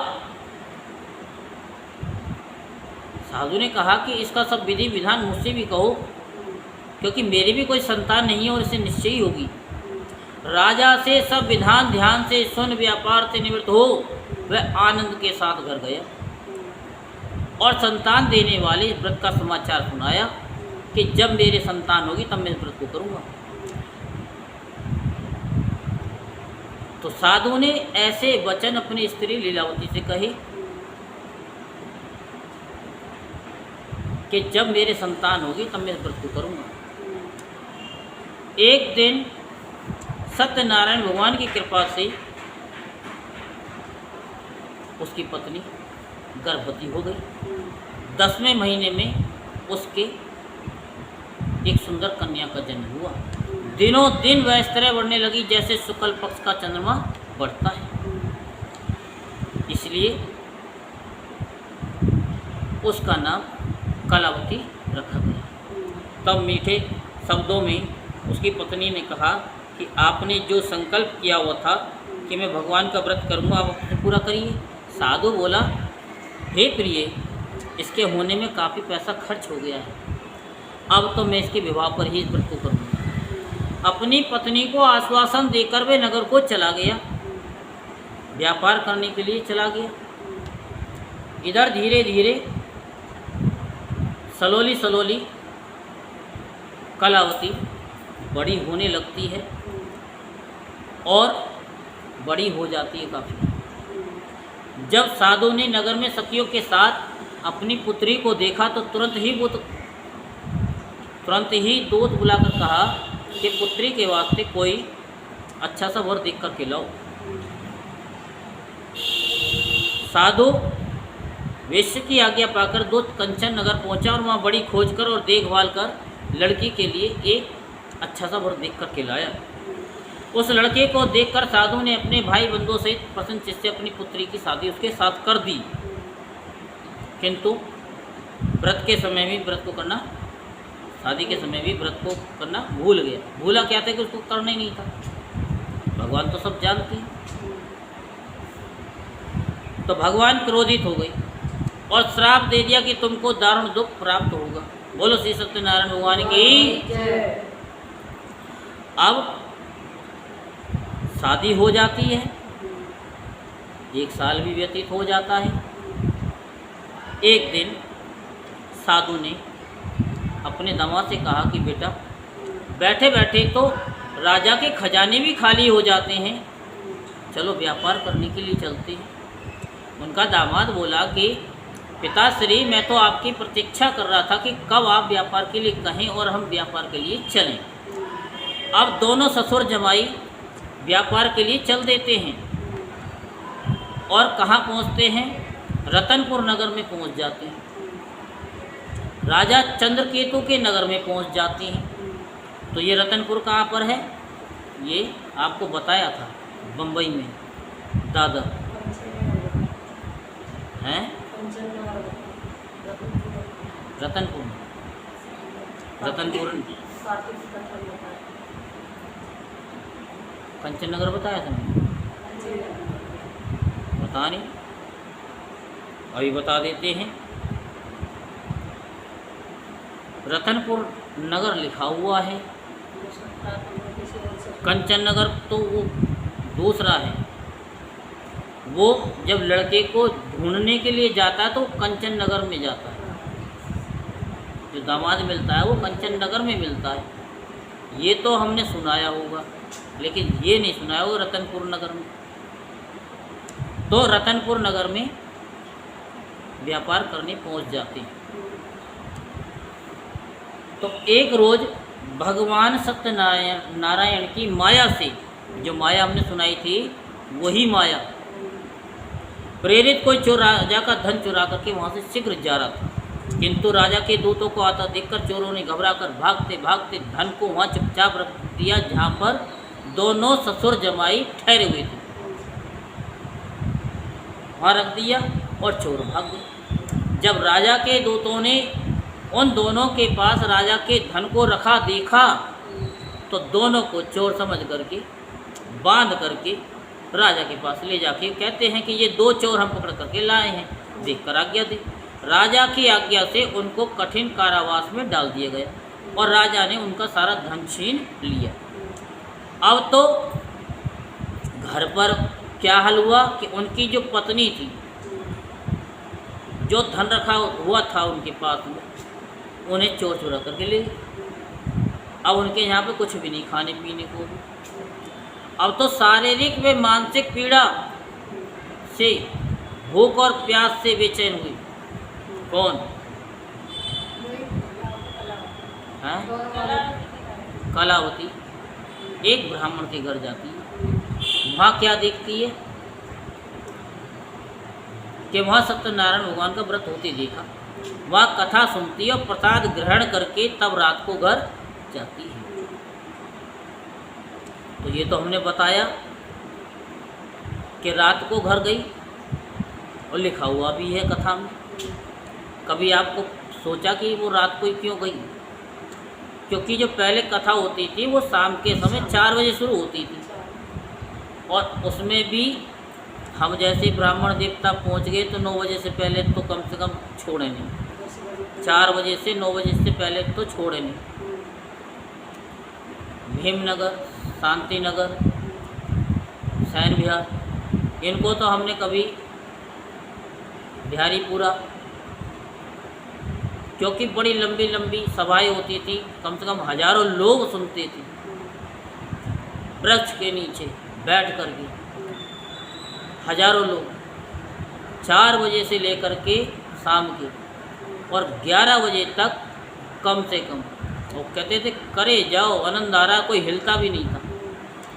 और अब तो 2 घंटे में ही बस स्पाइनल कोड के प्रति सजग ना हो करके बिल्कुल कुब्बड़ निकल आता है पीछे, क्योंकि बैठा ही नहीं जाता। क्योंकि पालती मार करके जितनी देर हम बैठते हैं ना, उतने सालों तक हमारे रोग दूर रहते हैं। इसलिए पालती मार के पहले भोजन होता था, पालती मार करके ही बैठते थे, पहले कुर्सी का प्रयोग नहीं होता। जैसे जैसे ये कुर्सी आती गई, डाइनिंग टेबल आने लगे, सोफे आने लगे, लोगों के अंदर से जो उनकी डिस्क है वो सरकने लगी। तो अब वो रात को घर गई, क्योंकि ये शाम के समय ही शास्त्रों में बताया गया है कि शाम के समय इस व्रत को करें। आजकल क्या है कि सुबह कर लेंगे 10 बजे तक फाइनल, अब फिर अपना खाया पिया छुट्टी। पहले जल भी ग्रहण नहीं करती थी, महीने महीने तो सामग्री के लिए तैयारियां होती थी। अब तो बस शाम को पर्चा लिखा और सुबह कथा, और 10 बजे के बाद तो बस तो सारी कथा हो गई, पंडित जी गए, तो यही हो रहा है। तो जब रात के समय में जब वो घर पे गई तो माता ने उससे पूछा, हे पुत्री, अब तक कहाँ रही, तेरे मन में क्या है? आज के तो पूछेंगी नहीं, कहाँ रही भैया, अब तो बिजनेस करने लगी है। पहली माताएं थी वो बात बात में टोका करती थी। क्यों? क्योंकि उनका जो टोकना होता था वो इसलिए होता था उनके सुधार के लिए। किसके लिए? सुधार के लिए। और आजकल तो सबको बुरा ही लगता है कि टोक क्यों दिया। तो माता ने कहा कि बेटी अब तक कहाँ रही, तेरे मन में क्या विचार है, बताओ। तो कलावती बोली, है माता, मेरे मन में ऐसा वैसा कोई विचार नहीं है, मैं तो एक ब्राह्मण के घर गई, वहाँ मैंने श्री सत्यनारायण भगवान का व्रत होते देखा, माँ कथा सुनी और प्रसाद ग्रहण करके तब रात को घर आई हूँ। तो माता ने क्यों पूछा था? क्योंकि वो शास्त्रों का ज्ञान था उनको। क्योंकि पहले बुजुर्ग लोग शास्त्र सम्मत बात करते थे, आजकल की तरह नहीं कि बस कोई बात कही उसे पकड़ करके बैठ गए, मुंह फुला करके बैठ गए। उससे क्या होगा कि फिर तो समय ही बदल गया। कहते हैं आज की गलती अगर अभी सुधार ली तो ठीक है, और नहीं तो वो गलती पे गलती करके ऐसा वृक्ष बन जाता है कि फिर वो गलती पे सुधारने में नहीं आती पूरे जीवन। क्योंकि शास्त्रों में कहा गया कि साधु वणिक और पंडित घूमे पावई मान, और नीति कहत अवला फिरे पावई अति अपमान। कोई लड़की कभी कहीं भाग रही है, कभी इस घर में घुस गई, कभी कहीं घर गई, और पता ही नहीं है घर वालों को, तो क्या है उसकी कोई इज्जत नहीं होती। तो कलावती बोली, मेरे मन में ऐसा विचार नहीं, मैं तो ब्राह्मण के घर गई थी, वहाँ मैंने कथा सुनी और प्रसाद ग्रहण करके तब रात को घर आई हूँ, और आपके लिए भी थोड़ा सा प्रसाद लेकर के आई। जैसे ही लीलावती ने सत्यनारायण भगवान का नाम कानों में सुना, प्रसाद पे दृष्टि गई, तो तुरंत ही 29 साल पुरानी बात याद आ गई कि इसके पिता ने सत्यनारायण भगवान की कथा बोल रखी थी और उन्होंने नहीं की, शायद हम इसी वजह से दुख भोग रहे हैं। तो लीलावती एंड कलावती श्री सत्यनारायण भगवान के व्रत की पूजन की तैयारी करती हैं, और सभी भाई बंधुओं को बुला करके विधि पूर्वक भगवान का पूजन व्रत करती हैं, और भगवान से प्रार्थना करती हैं कि हम सबका अपराध क्षमा करो और मेरे पति और दामाद अति शीघ्र घर आ जाएं। तो श्री सत्यनारायण भगवान इस व्रत से संतुष्ट हो जाते हैं, और राजा चंद्रकेतु को सपने में दर्शन दे करके कहते हैं कि हे राजन, दोनों बंदी वैसे प्रातः ही छोड़ दो, और उनका धन जो तुमने लिया है ना वो सारा दे दो, नहीं तो मैं तेरा धन राज्य पुत्र आदि सबको नष्ट कर दूंगा। अरे राजा, ये तेरे धन के चोर नहीं हैं, ये तो मेरे नाम के चोर हैं। और भगवान के नाम के चोर कौन होते हैं? जो जयकारा जोर से नहीं लगाते, वो भगवान के चोर हैं, वो समझ जाओ। जहाँ भगवान की जयकारे की बात आए और जब उनसे आवाज़ ही ना निकले, और वैसे बाहर जा कर के देखो, उनसे कहोगे धीरे बोलो, नहीं मेरी तो आवाज़ ही ऐसी है। और जब जयकारे की बात आती है, हमारे गले से तो आवाज़ निकलती नहीं, हम तो ऐसे ही बात करते हैं। तो समझ जाओ कि ये भगवान के नाम के चोर हैं। भगवान ने कहा कि सुबह ही छोड़ देना और सारा धन दे देना, नहीं तो तेरा धन, राज्य, पुत्र आदि सब कुछ नष्ट कर दूंगा। अब राजा ने प्रातःकाल होते ही अपना सपना राजगुरुओं को सुनाया कि ये सपना आया है। सपने कभी झूठे नहीं होते। राजगुरुओं ने कहा कि ये सपना सत्य है, अतः अति शीघ्र उन दोनों को कैद से मुक्त कर दो। तो दोनों को कैद से मुक्त करके दरबार में बुलाया गया। दोनों डरते हुए आ रहे हैं कि पता नहीं राजा हमको फांसी तो नहीं दे देगा। मन में सोच रहे, तरह तरह के विचार हैं, समय के अकॉर्डिंग आपको बता देते हैं। तो अब राजा कहता है कि डरो मत, ये तुमको जो दुख मिला है ये मेरी वजह से नहीं, ये किसी देव प्रकोप के कारण तुमको दुख मिला है। तुमने कुछ बोल रखा होगा, वो तुमने पूरा नहीं किया, इसी वजह से तुमको दुख मिला है। घर जाओ, घर जाके याद करना क्या बोल रखा था और क्या नहीं, और उसे पूरा कर देना, नहीं तो फिर नहीं आ जाओगे। ऐसा कहकर राजा ने उनको नए नए वस्त्राभूषण पहनाए और उनका जितना भी धन लिया था उससे दूना धन दे करके उनको विदा कर दिया। यहीं पर कौन सा अध्याय संपूर्ण होता है? चौथा, तीसरा होता है। बोलो श्री सत्यनारायण भगवान की जय।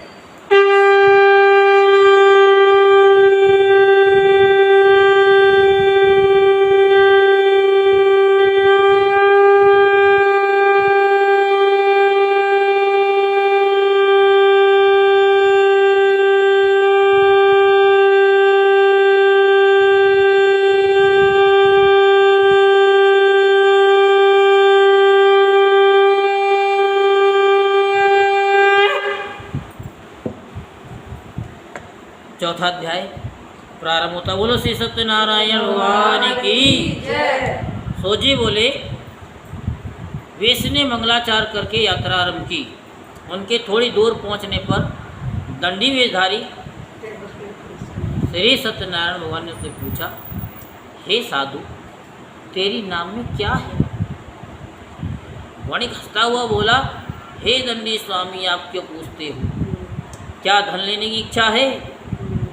मेरे नाम में तो बेलपत्ते आदि भरे हैं। वेश के कठोर वचन सुनकर भगवान ने कहा कि कितना समझाया लेकिन इनकी समझ में नहीं आया। लेकिन कोई बात नहीं है कि जो साधु का अपमान करता है या उनसे गलत बोलता है, साधु हुए, ब्राह्मण हुए, संत हुए, उनसे कहते हैं ना हमारे पास तो कुछ है ही नहीं, होते हुए कहते हैं हमारे पास तो है ही नहीं, तो फिर भगवान को बुरा लग जाता है। तो साधु अवज्ञा कर फल ऐसा, जरई नगर अनाथ कर जैसा। भगवान ने कहा कि ये तो मेरी अवज्ञा नहीं कर रहा, ये तो मेरे भक्त की अवज्ञा कर रहा है जिसके रूप में मैं आया हूँ। भगवान ने कहा कि आज के बाद तुम कभी झूठ नहीं बोलोगी, तुम्हारा वचन सत्य हो बच्चा। ऐसा कह करके दंडी स्वामी को दूर जा कर के समुद्र के किनारे बैठ गए। भगवान चाहते तो अंतर ध्यान हो जाते, लेकिन नहीं हुए। उन्हें पता है कि अगर मैं अंतर ध्यान हो गया तो ये मुझे कहाँ ढूंढेगा। दंडी के जाने के बाद वेश ने नित्य क्रिया करने के बाद नाव को ऊंची उठी, देखा, बड़ा अचंभा किया। नाव में बेल पत्ते आदि देख करके वहीं अनकॉन्शियस हो गया, मूर्छित हो गया। और जब मूर्छा खुली तो अत्यंत शोक प्रकट करने लगा कि अगर मैं ऐसा नहीं करता तो ऐसा नहीं होता। जैसे शेयर मार्केट वाले करते हैं ना, 1 रुपया ऊपर गया काट दिया, और जब देखा ना दोबारा कट गया, तो उसके बाद में वो 10 रुपये ऊपर हो गया। हाय, अगर मैं 2 सेकंड भी अगर रुक जाता तो मुझे एक बड़ा प्रॉफिट होता। ये मार्केट है, ये नीचे जाएगी ऊपर जाएगी, फ्लक्चुएशन तो करती रहे।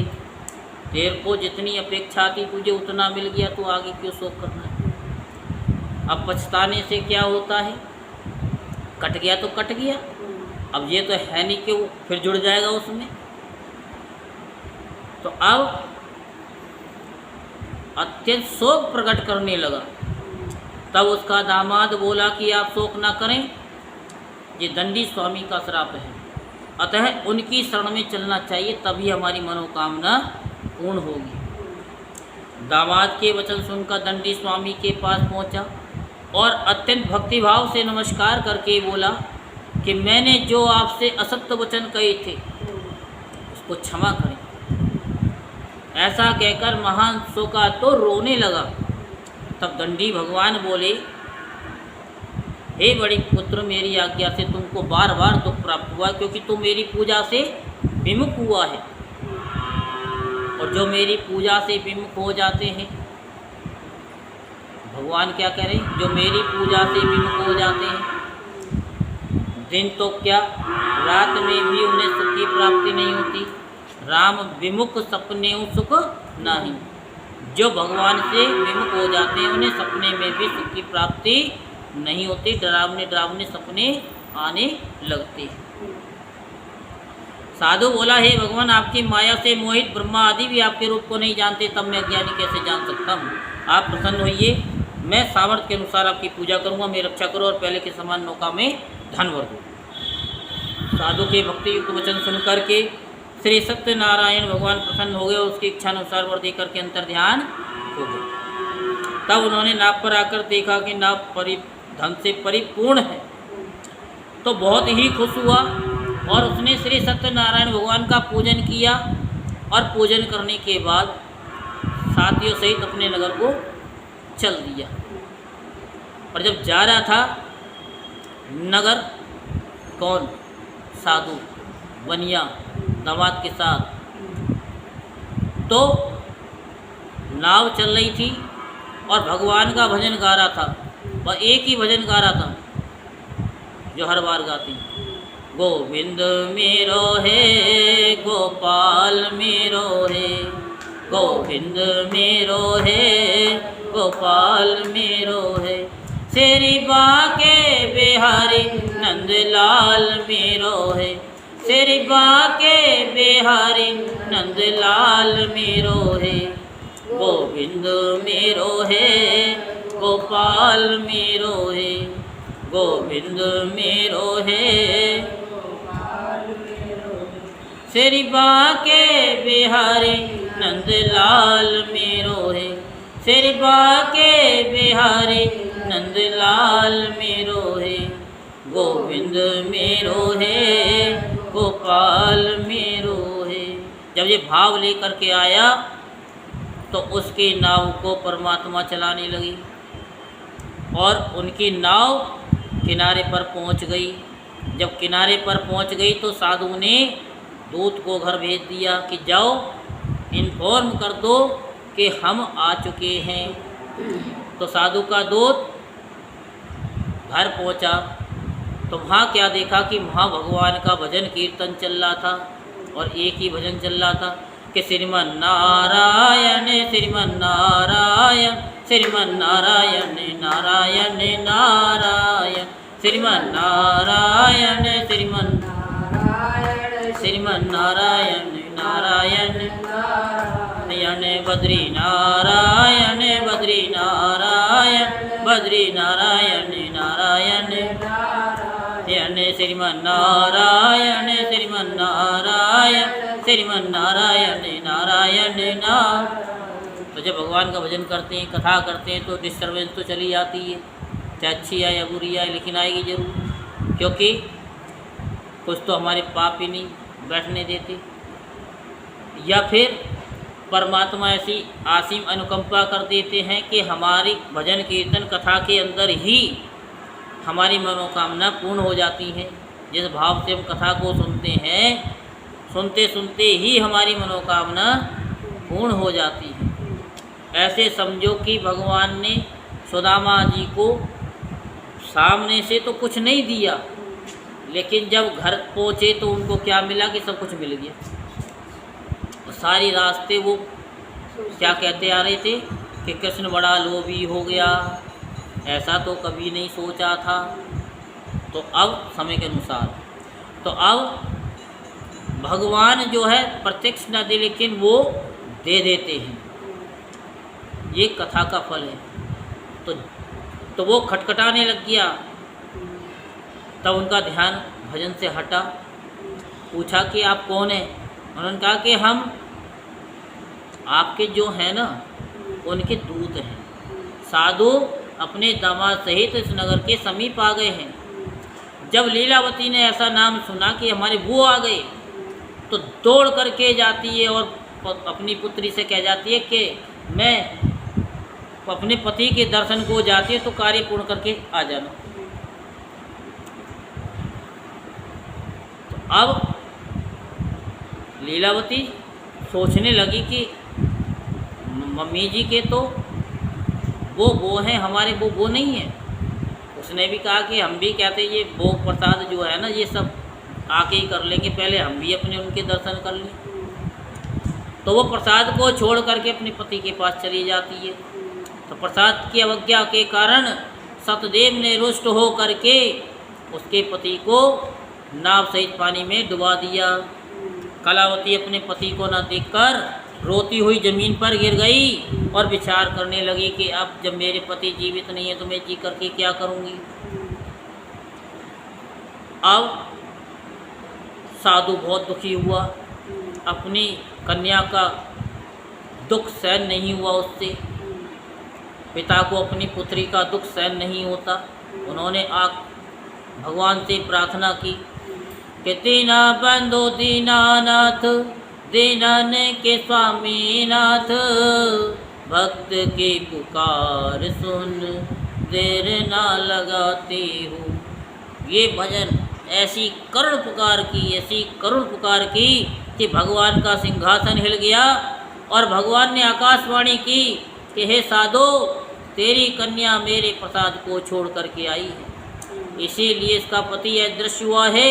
यदि घर जाकर के प्रसाद खा करके लौटे तो इसे पति अवश्य ही मिलेगा। ऐसी आकाशवाणी सुनकर कलावती ने घर पहुंच करके फटाफट प्रसाद को ग्रहण किया। वो उन्हें अपने पति के दर्शन किए। अब तो वैश्य परिवार हर पूर्णमासी संक्रांति को श्री सत्यनारायण भगवान का पूजन व्रत करने लगा और इस लोक का सुख भोगता हुआ अंत में कहाँ पर गया? स्वर्ग लोक को चला गया। क्योंकि जो भी कहते हैं यहाँ से जाते हैं तो वो स्वर्ग लोक में ही जाते हैं। जब कार्ड आता है किसी का, चाहे कितना भी दुष्ट हो, क्या आएगा कार्ड में कि उनका स्वर्गवास हो गया है, अब वो स्वर्ग को ही चले गए, चाहे वो सीधे नरक में ही जा रहे हो हैं। भाई हम नहीं कह रहे, भाई देखते तो हम भी हैं और आप भी हैं कि बड़ा दुष्ट आदमी था, बड़ा दुष्ट था, लेकिन घर वाले कार्ड पे क्या लिखते हैं? उनका स्वर्गवास हो गया। ऐसे लोगों के लिए तो नरकवास लिखना चाहिए, जिनका तो नरकवास हो गया, जिसके अच्छे कर्म नहीं है। हम कथा कीर्तन की बात नहीं करते, वैसे भी संसार में लोगों को बुरी बुरी निगाहों से देखते हैं, झूठ बोलते हैं, कपट करते हैं, दूसरे के धन को हड़प लेते हैं, फिर कहते हैं ये तो स्वर्ग में चले गए, ये स्वर्ग में जाएंगे, ये नरक में ही जाएंगे। तो यहीं पर चौथा अध्याय संपूर्ण होता। बोलो श्री सत्यनारायण भगवान की जय।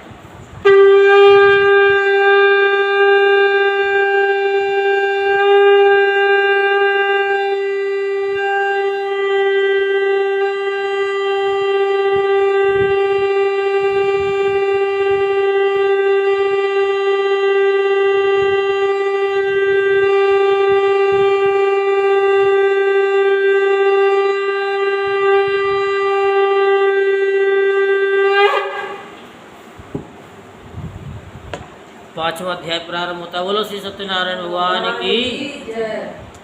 सो जी बोले, हे ऋषियों, अब मैं और भी कथा कहता हूँ, सो आप ध्यान पूर्वक सुनिए।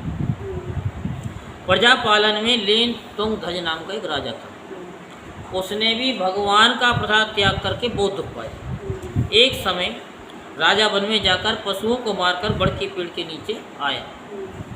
वहाँ उसने ग्वालों को भक्ति भाव से भाई बंधुओं सहित श्री सत्यनारायण भगवान का पूजन करते देखा। राजा अभिमानी था, अभिमानवश महात्मा न गया। जब नहीं गया, चलो कोई बात नहीं, ना भगवान के दरबार को शीश झुकाया, भगवान चलो कोई बात नहीं। लेकिन जब ग्वाल वालों ने देखा कि हमारे राजा आए हुए हैं, तो प्रसाद लेकर के राजा को वहीं देते हैं। तो राजा कहता है मैं तुम्हारा प्रसाद खाऊंगा, लेता है और कहता आज आपको जीवन की सच्चाई बता दें, प्रसाद ना लेना हो तो हाथ जोड़ दो, अगर ले लिया है तो घर तक पहुंचा दो या रास्ते में किसी व्यक्ति को दे दो, भाव शुद्ध होना चाहिए। अगर तुमने प्रसाद ले करके उसको कहीं अगर फेंक दिया तो आपकी सारी पूजा खत्म। ऐसे समझो, अगर आपने संसार में पाप किए तो वो धुल जाएंगे, उसे गंगा जी धो देगी। लेकिन अगर किसी तीर्थ में आपने कोई पाप कर दिया तो उसको कोई भी उस पाप को मिटा नहीं सकता। फिर तो यमराज ही फिर उसे पीट पीट करके, खेस की तरह पीट पीट करके, थपकियों से, मुदगल से फिर उसके पापों को धोते हैं। क्योंकि यहाँ का पाप तो धुल जाएगा, लेकिन तीर्थ यात्रा पे किया गया पाप कभी धुलता नहीं है। तो ऐसे ही राजा ने प्रसाद को फेंक दिया, तो फेंकते के साथ ही भगवान ने उसका सब कुछ नष्ट कर दिया। ये कथा जानने के बाद जो प्रसाद को लेकर के फेंक देता है उसकी पूजा सारी खत्म हो जाती। जिस समय फेंकता है तो शुरू से लेके एंड तक, जिस दिन तक फेंका है उस दिन तक की सारी पूजा खत्म। राजा प्रसाद को फेंक करके चला जाता है, तो आप सब जानते हैं उसके बाद क्या होता है कि उस सारी सुंदर नगरी नष्ट हो जाती है। और जब सारी सुंदर नगरी नष्ट हो गई तो वह जान गया कि ये सब कुछ भगवान ने किया है। विश्वास करके वो ग्वाल वालों के पास गया। ग्वाल वालों ने कहा कि प्रसाद तो अब है नहीं है, आपको पूजन करना है। अब जब दुख आता है कि दुख काटो, तो भैया फिर तो वो बोलेगा ही कि दुख काटो। फिर तो भैया वो जो बताएंगे ना फिर वो वही बोलेंगे, हैं, फिर तो वही बोलेंगे। और उसने कहा कि आपको पूजन करना पड़ेगा, कि भैया करूँगा, मरता है तो क्या नहीं करता। जब हाथ फंस रहा है तो भैया उसे कैसे निकालना तो है ही है। लेकिन जो एक बार वहाँ से हाथ निकल गया तो भगवान तो फिर थाम ही लेते, छोड़ते तो है नहीं। जो भगवान की शरण में आ जाए एक बार फिर भगवान छोड़ते नहीं है। ऐसा समझो कि जैसे माँ बाप को एक बच्चा जो होता है ना छोटा, वो अपनी उंगली पकड़ाता है, ना कि अपने माँ बाप की उंगली को पकड़ता। माँ बाप तो हमेशा उंगली पकड़ाते कि उंगली पकड़ ले, लेकिन बच्चा उंगली नहीं पकड़ता कभी। माँ बाप को ही उसकी उंगली पकड़नी पड़ती है, हाथ ही पकड़ना पड़ता है। क्योंकि बच्चा भी जानता है कि अगर मैंने पकड़ा तो एक झटके में छूट सकता है, अगर मेरे माँ बाप ने अगर पकड़ लिया तो कितने भी झटके पे झटके आ जाए, लेकिन मेरे माँ बाप मेरे को छोड़ नहीं सकते। तो ऐसे ही जो परमात्मा जिसका हाथ पकड़ लेते हैं उसका हाथ कोई छुड़ा सकता नहीं। तो राजा से कहा कि तुमको पूजन करना पड़ेगा। उनके मैं पूजन भी करूँगा, कि कथा सुननी पड़ेगी कि भैया अब तो सुनूंगा, कि भजन करना पड़ेगा कि करूँगा, कि आरती करनी पड़ेगी कि हाँ जी करूँगा। अब जैसे ही राजा ने पूजन किया तो उसके मन में कुछ आस्था जगी। जब भगवान की कथा सुनी तो मन में उस सत्य स्वरूप परमात्मा का ज्ञान हो गया कि ईश्वर है और सब जगह है, इनसे छुप करके कोई भी कार्य नहीं कर सकते। इंसान सोचता है कि हम छुप करके, हमारे मन में कितने गंदे गंदे विचार हैं आपको तो नहीं पता, और आपके अंदर कितनी कितनी अच्छाई हैं ये हमको भी नहीं पता। तो फिर किसको पता है? उस सत्य स्वरूप परमात्मा को पता है कौन किस भाव से कथा को सुना रहा है और किस भाव से कौन कथा को सुन रहा है। तो उसे सत्य का ज्ञान हो गया, क्योंकि जिह्वा पे जब राम का नाम आता है तो सत्य का ज्ञान हो जाता है। तो अब जब भगवान का भजन गाया तो फिर उसको उस सत्य स्वरूप परमात्मा का पूर्ण ज्ञान हो गया। भजन तो आप जानते ही हैं, क्योंकि समय है ज़्यादा हो चुका। तो अब भजन भी हो जाता है। भजन होने के बाद में भगवान को भोग लगा करके प्रसाद को ग्रहण करता है राजा। तो ग्रहण करके अपनी सुंदर नगरी को जाता है तो वहाँ क्या देखता कि वहाँ सब कुछ पहले जैसा ही हो गया। अब तो वह राजा दीर्घ काल तक अर्थात लॉन्ग टाइम तक सुख भोगता हुआ अंत में स्वर्गलोक को चला गया। जो मनुष्य परम दुर्लभ व्रत को करता है भगवान की कृपा से उसे धन धान्य आदि की वृद्धि होती है, धन धान्य की भी प्राप्ति होती है, निर्धन धनवान हो जाता है, बंदी बंधन से मुक्त होकर के निर्भय हो जाता है, संतानहीनों को संतान की प्राप्ति होती है और सब मनोरथ पूर्ण होकर के अंत में वैकुंठ धाम को जाता है। जिन्होंने पहले व्रत को किया, मैं उनके दूसरे जन्म की भी कथा सुना देता हूँ।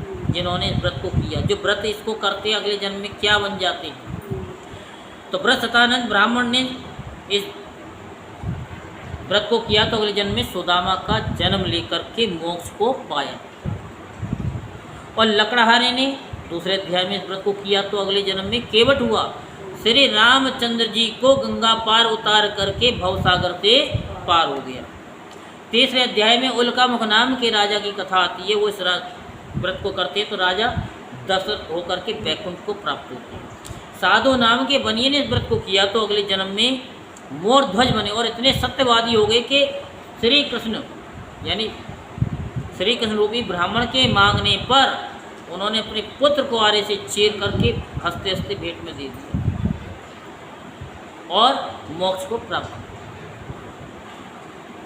और त्वंगध्वज नाम के जो राजा थे 5वें अध्याय में, वो स्वयंभू मन हुए और भगवान में भक्ति होकर के कर्म कर मोक्ष को प्राप्त किया।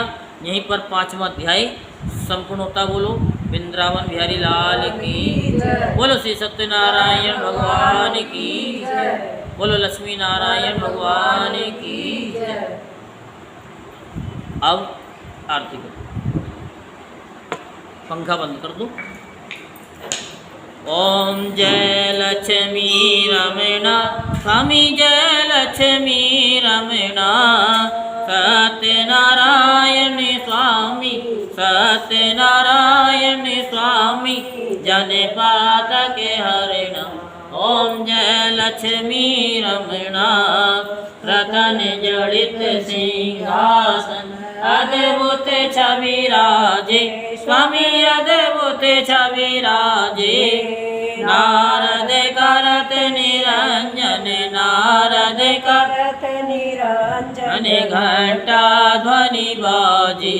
ओम जय लक्ष्मी रमणा, प्रगट भये कलिकारण्य, द्विज को दरस दियो स्वामी, द्विज को दरस दियो। भूलो ब्राह्मण बन कर, भूलो ब्राह्मण बन कर, कंचन महल कियो। ओम जय लक्ष्मी रमणा, दुर्बल भील करालो, जिन पर कृपा करी स्वामी, जिन पर कृपा करी। चंद्रचूड़ के राजा, चंद्रचूड़ के राजा, तिनके विपति हरि। ओम जय लक्ष्मी रमणा। वेश मनोरथ पायो श्रद्धा तज दीनी, स्वामी श्रद्धा तज दीनी। सो फल भोग्यो प्रभु जी, सो फल भोग्यो प्रभु जी, फिर स्तुति कीनी। ओम जय लक्ष्मी रमणा। भाव भक्ति के कारण छिन छिन रूप धरो, स्वामी क्षण क्षण रूप धरो। श्रद्धा धारण कीनी, श्रद्धा धारण कीनी, तिनके काज करूं। ओम जय लक्ष्मी रमणा। ग्वाल बाल संग राजा वन में भक्ति करी, स्वामी वन में भक्ति करी। मन वांछित फल दीनो, मन वांछित फल दीनो, दीन दयाल हरि। ओम जय लक्ष्मी रमणा। चढ़त प्रसाद सवायो कदली फल मेवा, स्वामी कदली फल मेवा। धूप दीप तुलसी से, धूप दीप तुलसी से, राजे सतदेवा। ओम जय लक्ष्मी रमणा। श्री सत्यनारायण जी की आरती जो कोई नर गावे, स्वामी प्रेम सहित गावे। कहते शिवानंद स्वामी भजते हरि हर स्वामी, मन वांछित फल पावे।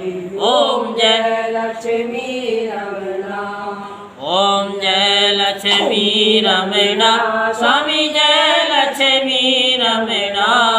सत्यनारायण स्वामी, सत्यनारायण स्वामी, जन पातक हरणा।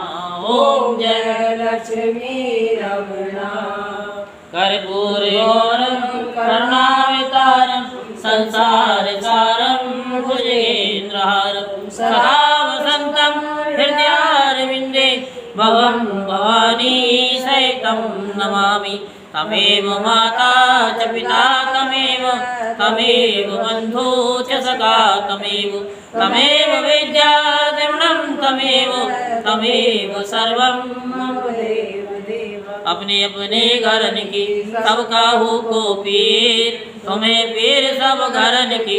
धन्य धन्य रघुवीर सियावर राम, जय जय राम। मेरे प्रभु राम जय जय राम। हम सबके राम, जय जय राम। दया निधि राम, जय जय राम। करो कल्याण, जय जय राम।